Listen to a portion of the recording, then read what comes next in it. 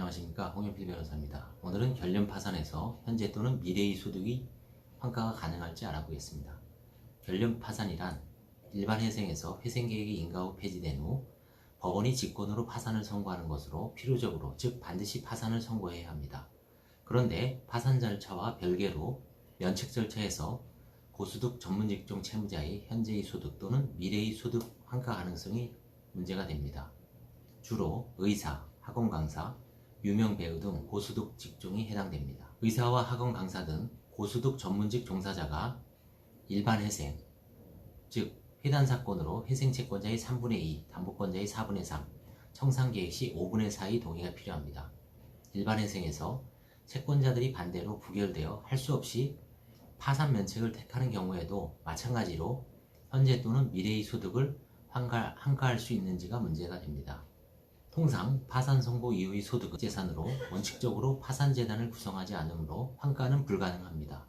그런데 이와 같은 고소득 회생 채무자들이 채권자들이 과거에 사업 실패로 진 빚을 탕감받기 위해서 제출한 회생계획안에 동의해주지 않는 이유는 여러 가지가 있습니다.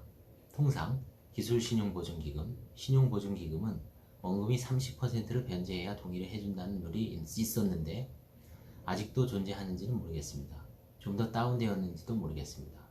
채권자들이 3분의 2 동의를 받지 못하여 인가안이 통과되지 않더라도 법원에서 강제 인가를 할 수 있으나 법인 회생에서는 모를까 일반 회생에서는 강제 인가를 거의 하지 않는다고 합니다.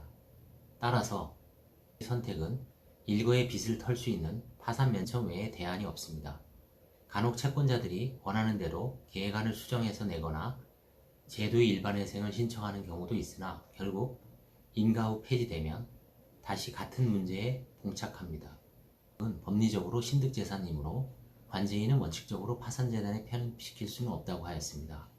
이의신청서를 내면서 법원에 출석하여 고소득 전문직이므로 파산 후 곧바로 면책하면 부담을 역설합니다.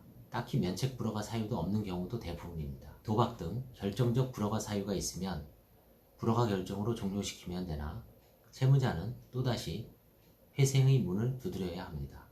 판사는 채권자의 이의도 무시할 수 없고 경미한 수준의 불허가 사유가 있으면 만약 회생을 신청한 적 없이 곧바로 파산 신청을 하였다면 파산 취하하고 혹은 절차 중단 후 회생 신청을 권유하기도 합니다. 그래서 대부분의 전문직 고소득자는 선행적으로 회생 신청을 전략적으로 선택합니다. 2번까지 하는 경우도 보았습니다. 따라서 이미 부결되어 온 채무자에게 다시 회생을 권유하기도 그렇습니다. 물론 판사로서는 이미 파산 선고를 받은 채무자에게 면책의 남용이라고 보아 면책 신청 자체를 기각시킬 수 있습니다. 고소득을 올릴 수 있는 만큼 어떻게 해서든 일반 회생으로 관문을 통과해야 한다는 도구마가 있을 수도 있습니다. 그러나 기각을 받은 채무자는 제도의 파산이 금지되므로 또다시 부결 경험이 있는 일반 회생에서 채권자 67%가 동의할 때까지 회생계획안을 짜야 하는데 거의 10년간 빚의 노예로 살아야 할 것입니다. 자영업 전문 소득자가 지금 같은 치열한 경쟁 속에서 만들 수 있을 가능성이 있을까요? 투잡에 쓰리잡을 해도 불가능할 것입니다.